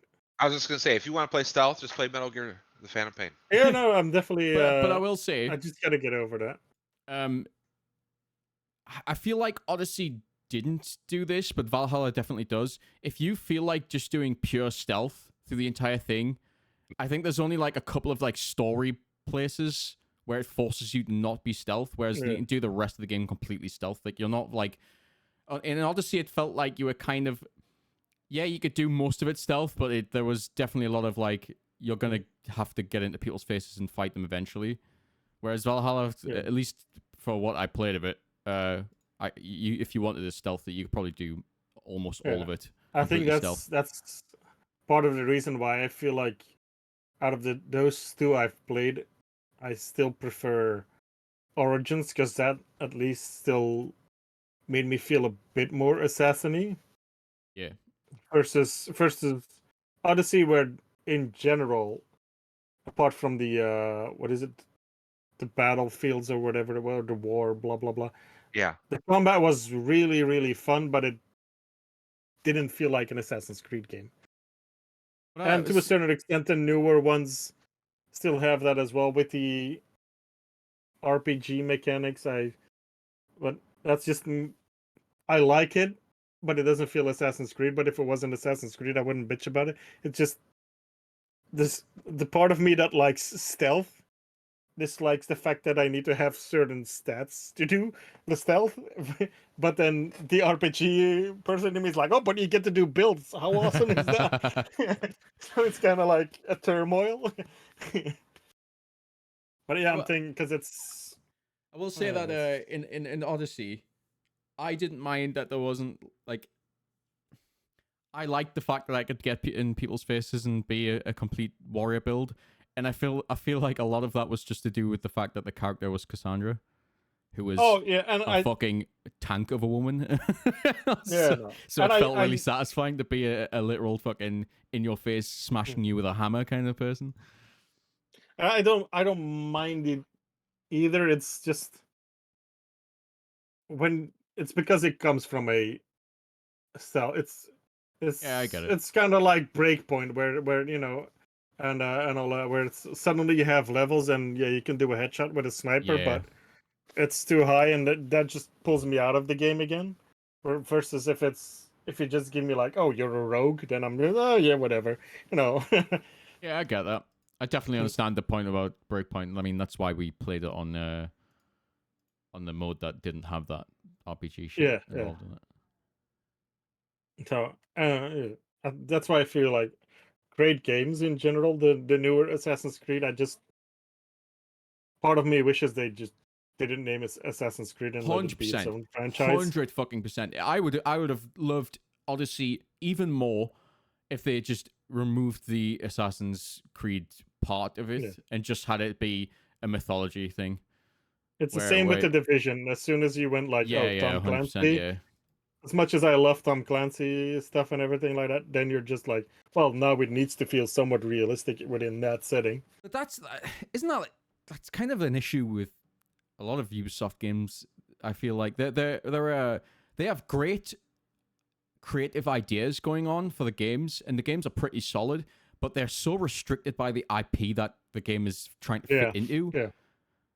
So they can't really go full with it.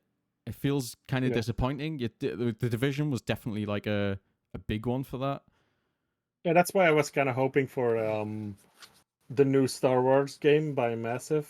I'm not knocking because it actually looks pretty good and everything. But I was somewhat hoping, like, wouldn't it be really fun if we could just be like the Division, but Star Wars, so they can do the crazy stuff, or like you with the zombies and everything like that. But it's like, I really like the Division, but it would be fun if they could take the Tom Clancy chains off.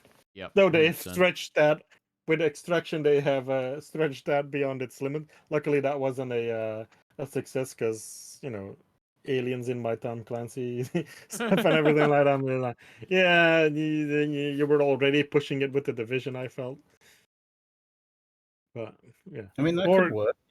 you'd just be fucking stormtrooper, squad of stormtroopers, wouldn't you? That'd be Yeah, it. or like It's literally just you could just literally just reskin it as stormtroopers on yeah, Coruscant. not even or something. that. I'm gonna make Ganon very happy. Make it Whoa, whoa, Hand whoa, job. whoa, co- whoa, whoa. what is it? The Commando.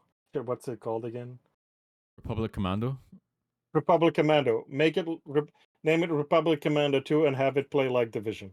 Oh, fuck yeah, I would love that. Okay. Or just, remaster Something Republic like that, Commando okay. and make me happy on that as well. That game was so fucking Yeah. good. But damn, it's Was it way though? too old. Yeah. Yeah, it was a It fantastic was game. good for its time. Yeah, but it's Was way it too old though? now. It's way outdated now, unfortunately. I tried replaying it like a couple of years back, and it didn't doesn't hold up quite as well as I was hoping.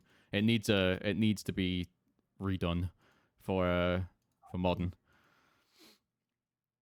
But yeah, for its time, it was a fantastic Star Wars game. It was Was it though? yeah, yes, it was. I enjoyed it, but I only played it once. I don't like the squad mechanics. I enjoyed it. I thought they should have fleshed it out more, to be honest. I had no problems with it. It was pleasant. It was a good story for its time and everything like that. I Yeah. played it on console though, so I can't judge PC. But I think I played it had on the fun with it. Xbox. I think I played it on Xbox or PlayStation, probably PlayStation to be honest. I don't know. I can't remember. But I had fun with it back then. But yeah, so that's how I feel like something you just take that. Obviously, they don't have maybe they have the rights. I don't know. I know Republic Commando was EA, so I don't know if they still has that license or if it's Yeah, I'm not sure how that works. with Disney. So I'm not entirely sure.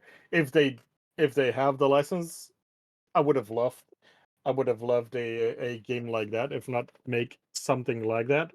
But that said, the massive Star Wars game looks good on its own as well. So whatever they're doing, it seems to be working. So Well, they still it need would to have been fix the fun. wiring. That's the one problem I have with that game is the combat, which is a major component to the game, looks like shit. And it's coming from an Ubisoft / Star Wars fan, and I'm not happy with that. No, yeah, but I think it's. I don't know if we said it last week on the podcast, but I know we talked about it. It feels like a massive combat game, massive as in the company. Like the Division combat wise, focus My less on the problem, shooting and more on the gadgets. So I get it.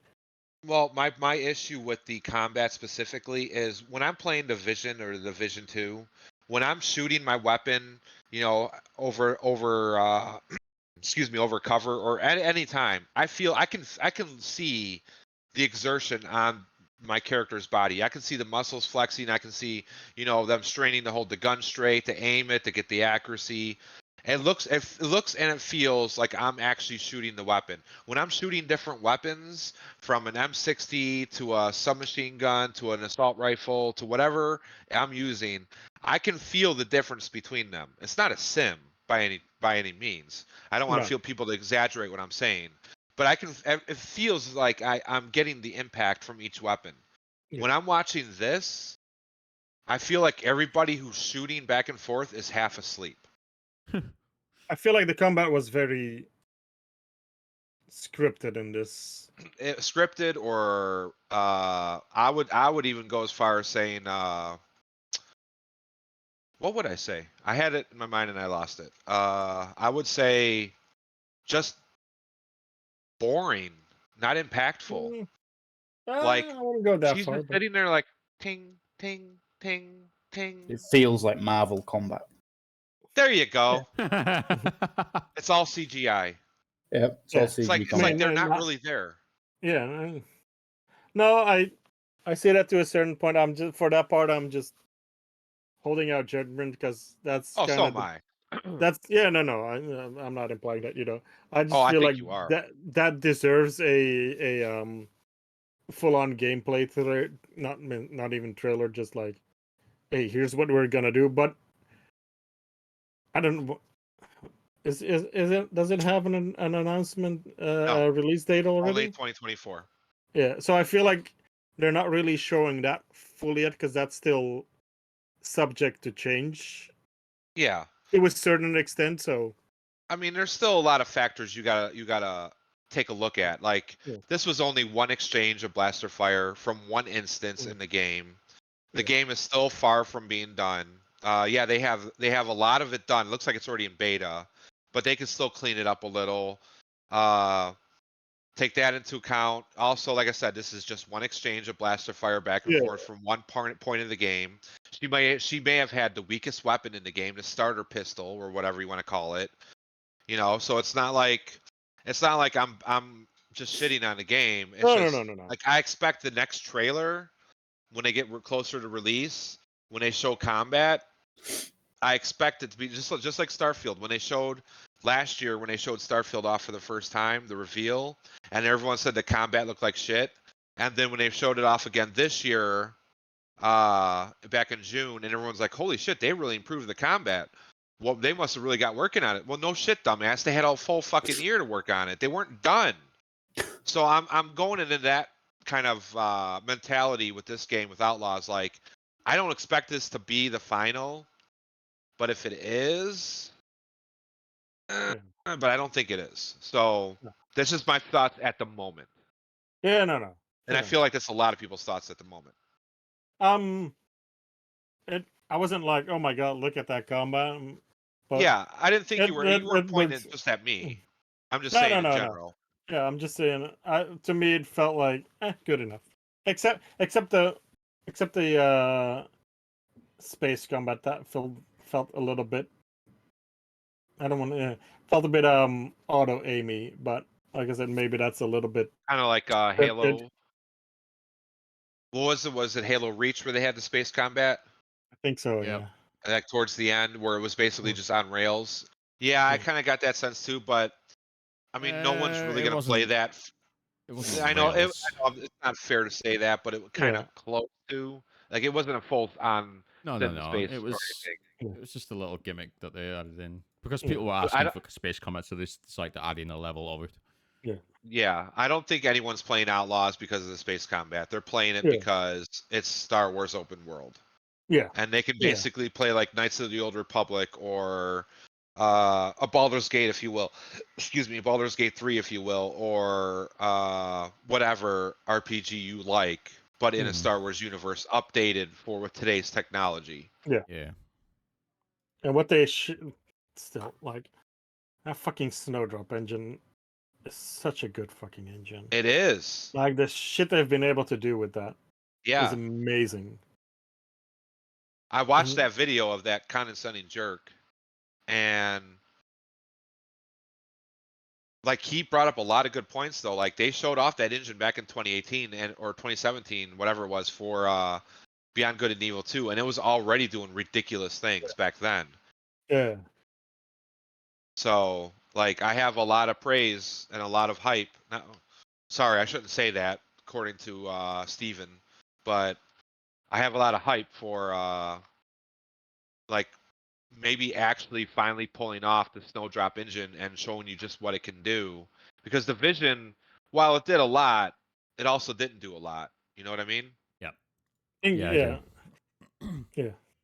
I think the Snowdrop engine is great for a game like this because but scenic wise, all of the cluttered and everything like I still haven't played a game that does in an engine that does atmosphere as well as the Snowdrop engine, at least from the era that Snowdrop kind of came out.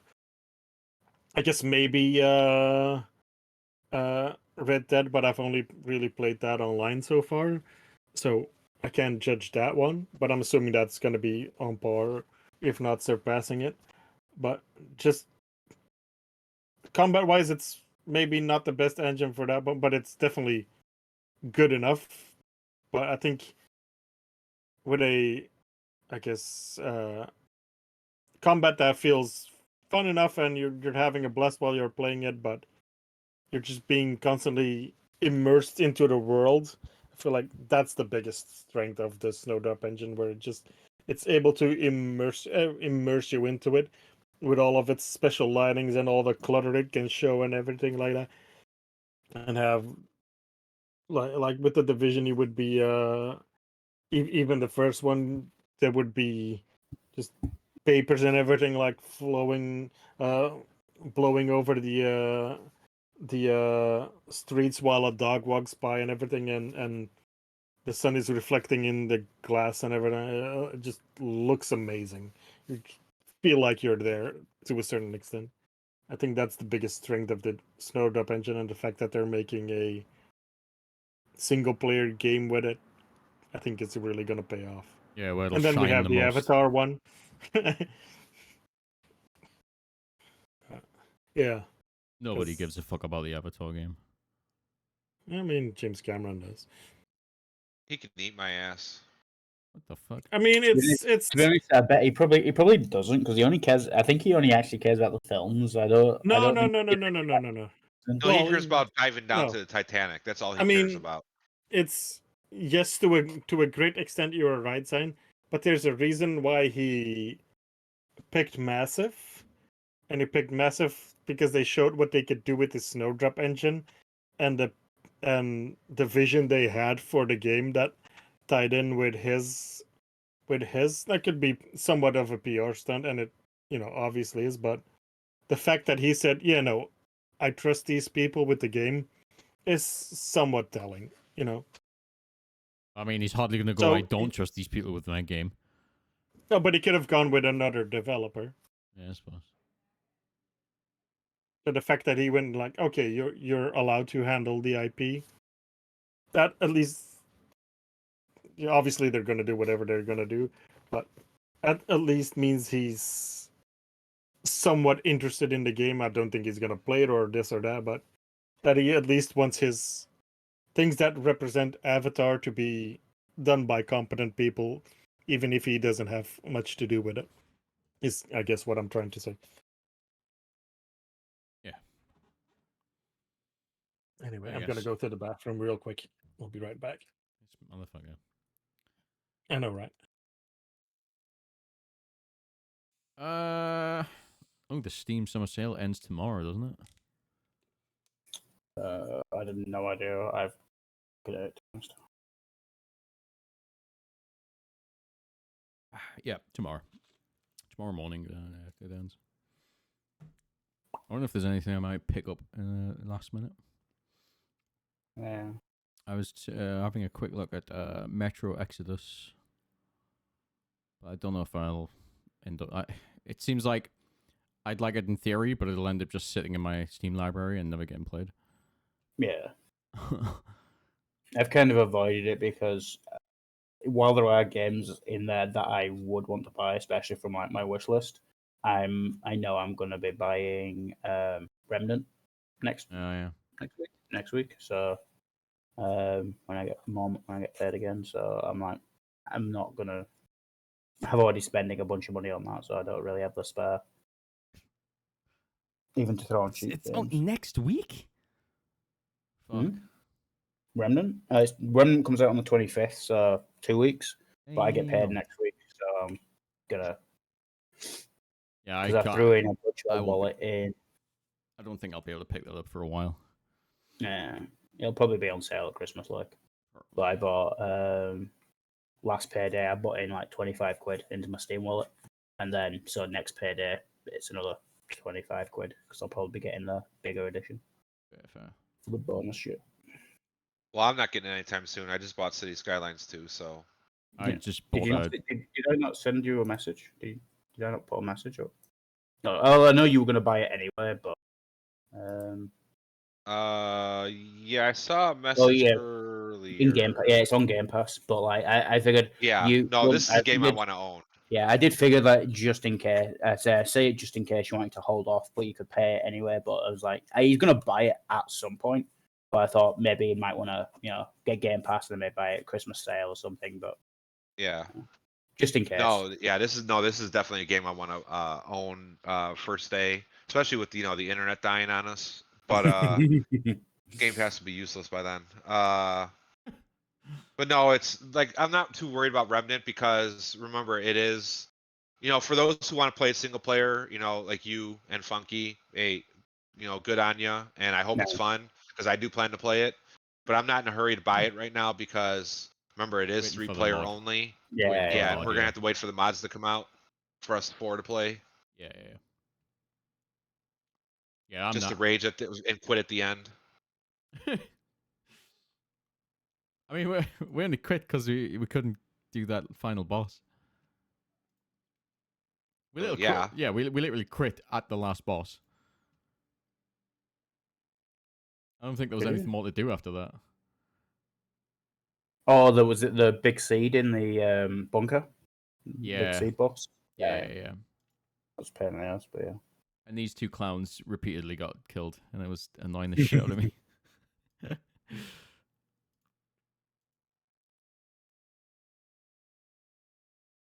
The weapon you get from it wasn't great anyway, so Yeah. Fuck it.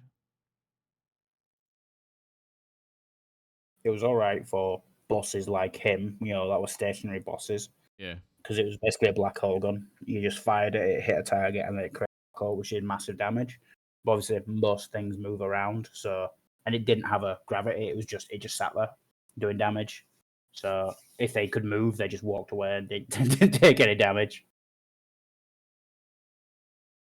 Aha! I counter your black hole weapon of mass destruction by sidestepping. Yeah, with legs. I shuffle my feet a few inches this way, and I avoid you. I think of other games that might be coming out that I'm interested in. There's I nothing think really. I've pretty much got everything that I want. Yeah. My big tentpole my big tentpole releases. Okay. Yes, I speak English sometimes. Apparently.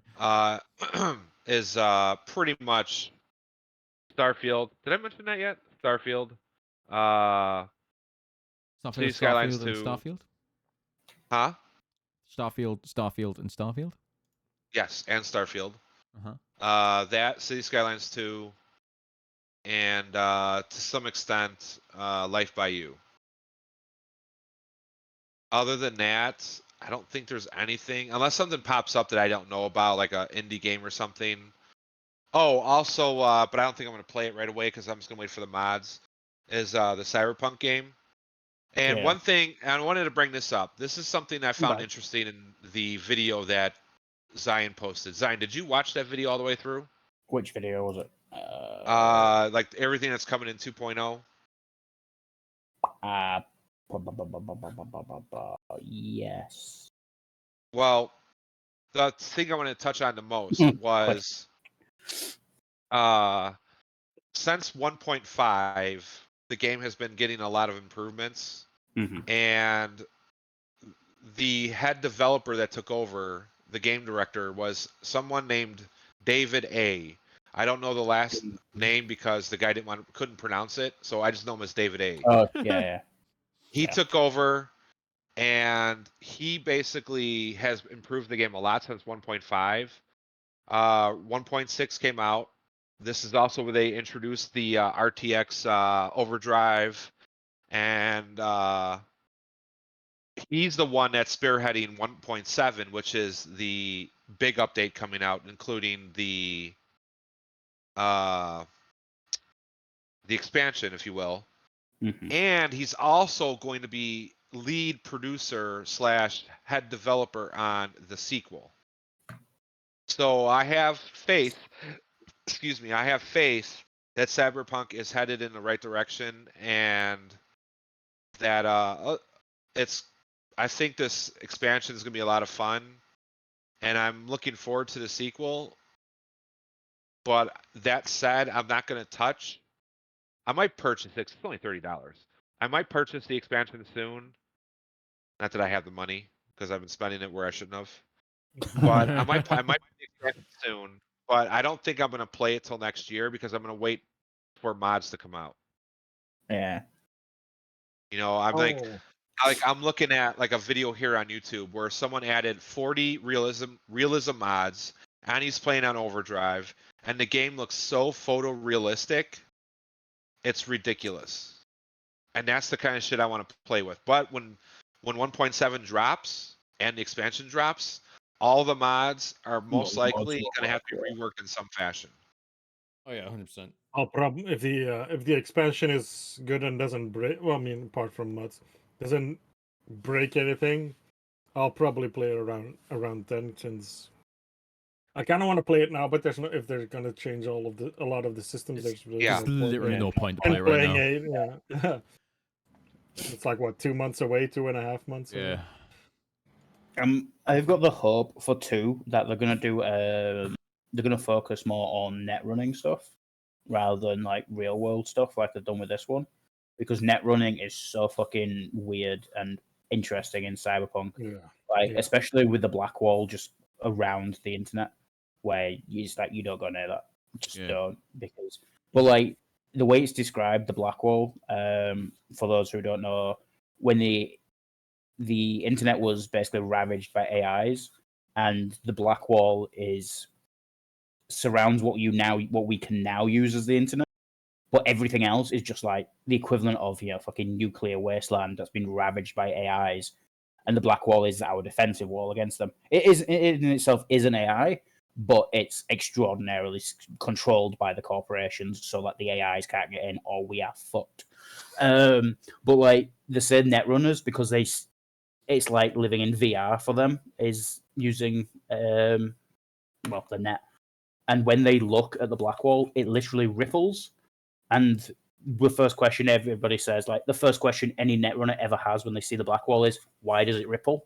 And the answer is the scariest thing they've ever heard. And that's the ravaged AIs trying to break through, of them literally slamming themselves against the wall to try and break through it.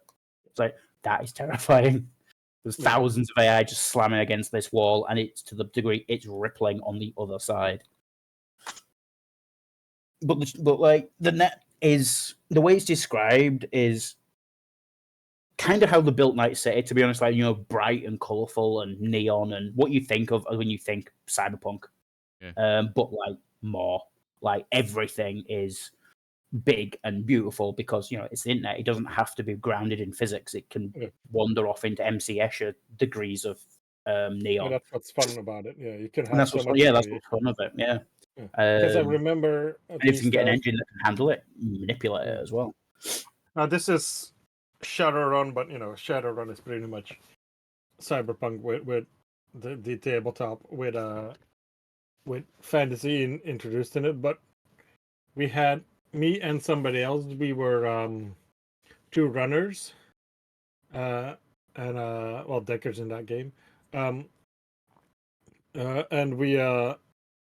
we had, I think, 3 sessions in private for something that in game technically took like 10 minutes of waiting, but we had 3 sessions in between, and we played an entire fantasy campaign that worked within that system and made sense. We using our skills with our decks and everything. It's just like the thing that the template that the AI and the company and everything made was based on, I think, the Irish dragon. There's a dragon in there. I don't remember the name, but so it had all of that Celtic mythology and everything like. And you're playing a game where you're hooked up to the internet, so you got to think, oh, my character is doing this, but I'm now playing as the avatar of my character, and what would my avatar do in this situation? So that was really, really, really fun. That you can go all sorts of places with net running and everything. Now you can just, like I said, MC Escher. You can play fucking Valhalla. You can go space opera. You can do anything you want. What's it called from Doctor Strange? In the mirror dimension, where everything just fucking, you make everything. And Inception, where you just fold everything in on itself. If you're a good enough netrunner, you could literally do that. Other netrunners would obviously notice Inception style and not like it, and will try and stop you. But you can do that. Yeah. That would be really, really cool depending on how they do it. Yeah, 'Cause it'd if have to it's be like- obviously it's with what you can do in law and what you can do in a fucking game engine are slightly different. Yeah, no, Yeah. and you don't want to have be kind of forced into a Netrunner build where it's but you gotta have hacking at X amount. It needs to be make sense, like you said, story wise, without being restricted. So you kind of your quote unquote avatar within the net would have, or at least this special portion for the Phantom thing would have like the stats you have in game normally, so you can kind of play it like your character would normally do, because you don't want to have it where you're suddenly forced to do. Oh well, I'm a tough guy, but now I gotta invest in hacking because that kind of brings you out of the game, because then it doesn't make sense where your dumb brute suddenly becomes a master net runner kind of thing. There needs to be a good system involved in it story wise, but if they pull it off, that would be really fucking awesome. I'm looking at So here's hoping. I'm looking at the little info on Starfield for Steam. It says Starfield is the new universe in 25 years from Bethesda Game Studios, and I'm just sitting here thinking, it doesn't really sound that great Yeah. when you say that like that. Yeah. It's like, I know that's It's kind the of first. It's the first original idea we've had in a quarter of a century. Exactly. It's like I get why. It's just like it doesn't sound quite as hype as they thought it was. Yeah. It's Okay, taken us is that 25 your years biggest to- selling point? It's a Yeah, new it's- idea. It took us 25 years to Okay. come up with something that isn't a fucking repeat. Yeah. Even then, most of that is still Elder Scrolls only. Sorry, Since they Koshi. have I didn't that. mean to. I didn't mean to Shit on Starfield. shit on your favorite game of all time and all. I know you're like seething behind the screen right now. I'll let it pass this time. But But don't let But it it is happen like again. those things where it's like the newest entry, and that's like the big selling point versus like so what's new about it? No, it's a new one. Okay, yeah. And why do new. I exactly want to buy the new one? New and shiny. Yeah. You wanted it Exactly. shiny. Or would it? Yeah, but this one has blah blah blah. Okay. Stat It's like for- Assassin's Creed. Yeah, but this one is in Rome. Okay. Cool. Oh, but this one is in America during the pirates. Okay. But it's still the same. Even and I enjoyed it, so I'm not complaining, but it is just like, what are you selling me here? It's just more of the same. Right, all right, we're coming up on the 2-hour mark, so we'll start to wrap this up. But I want to say one last thing about Starfield before we do. From the trailers, the ship, like the actual space combat, I will be genuinely surprised if it runs as smooth and looks as smooth as they showing it there in that game engine they're using. Because that looks like something that's never been done before in their own whatever engine they use. I don't know which one. Was it a creative engine or something that they use for Skyrim and stuff? Like Yeah, this is Creative 2, I believe. yeah, because this Brand looks, new engine. Yeah, I'm guessing that's why they needed to make something new, because this looks like the old, like whatever they were using for Skyrim and Fallout, that it would have never been able to pull off what they're showing off here. Like fast-paced ship-to-ship combat and like other stuff like that. That's my biggest hope for Starfield, is that the combat is better, because I feel like the combat was never really that big of a strong point in the older Bethesda titles. It was the weakest part. Yeah, like it was a big part of each game, but it wasn't really a focus on it being mechanically great. Unless you went Archer or I mean, this is obviously Elder Scrolls more. Unless you went Archer or Magic, like the melee never felt fun. Yeah. It always felt floaty. Like, it's serviceable, but I wouldn't give it any more Yeah, compliments. whereas what they've shown in the trailers, at least for Starfield, the combat looks a lot more up to date. I would say it looks a lot more refined, focused. I hope they can pull it off. I hope it runs well. Really do. Okay, The combat gives away the big lore secret that it's actually a Fallout in the Fallout universe because your ship can use VATS. Exactly. This I is what haven't seen happened in those anything of this several year. So hundred years. The parts of the world that actually recovered from the this is nuclear what war. actually happens with your off into father. space. It's your father. Yeah, he just fucks off into space. He just leaves you behind. I haven't seen anything of Starfield this year, so I can't speak to the new stuff. But I'm hoping Anyway. it pays off. I'm just not expecting it to. Yeah. Well, I think we're as hyped as Koshi. Maybe not as much as Koshi, but I am definitely looking more up forward to it. To be there. Yeah, fair, we're definitely. I'm hoping it's all that it can be. Let's just Yes, put it Yeah, that I'm way. looking I'm forward to hoping it for and everybody Remnant. and for myself that it is, but Yeah. I want to actually see it in normal people's hands and then judge it. I am versus what reviews go now. cautiously optimistic. We'll put it that way. Yeah. I think that's the safest way to be. Yeah. Anyway, that just about does it for this week, I think. 2 hours on the dot, right on the dot. That's a pretty good time. Nice. So cut it thank off you that. everyone for listening. Hope you had fun this time. We'll be back again next week as per usual.